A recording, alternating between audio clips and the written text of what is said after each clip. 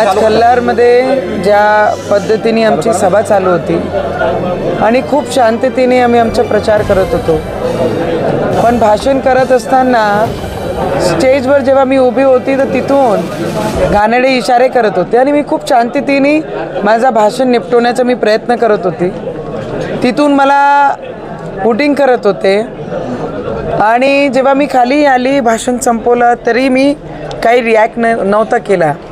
पण माझे कार्यकर्त्यांना पाहून मला पाहून जोरात अल्लाहू अकबर करायला लागले आणि मग मारायला जेव्हा माझ्या लोकांनी आजूबाजूनी सगळ्यांनी सांगितलं देशमुखांनी की बाई तुम्ही भाभीला काहीच म्हणू नका, ताईला काहीच बोलू नका, एवढा घाण शब्द यूज करू नका, तुम्ही मारून टाकणार म्हणून राहिले, काहीच बोलू नका. त्यांचं भाषण संपलं की आम्ही जाणार आहे आणि त्यांनी एवढंच म्हटलं फक्त की आम्ही जाणार आहे. त्यांनी उचलला खुर्च्या आणि फेकणं आणि मारणं सुरू केला.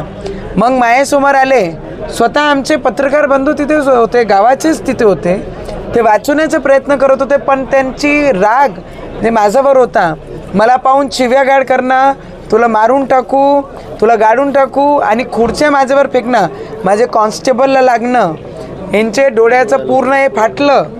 दुसऱ्या व्यक्तीला जर मी आज तिथे नसती मला तर मारलंच, माझ्यावर खुर्च्या फेकलंच, ते स्पष्ट व्हिडिओमध्ये दिसत आहे. आणि ते स्वतः त्या गावाचे पत्रकार मला वाचवणारे आणि माझे 6 अंगरक्षक होते माझ्यासोबत आणि 3-4 माझे PA, त्यांनी पूर्ण असं घेरला आणि मला शिवीगाळ करून माझ्यावर थुकले. तर ते माझे जे हे आहे, जर तुम्ही हे पाहिलं तर हे पूर्ण चित्र जर तुम्ही पाहिलं, हे माझ्यावर थुकलं, माझ्या जातीवर शिवी केली, अल्लाहू अकबर मला देखेंगे तर वो क्या कर सकते हैं करके, आणि यांच्यावर थुकले. यांनी असं मला वाचवलं म्हणून त्यांचे कपड्यावर ते पडलं आणि आता आम्ही गुन्हा दाखल केला आहे.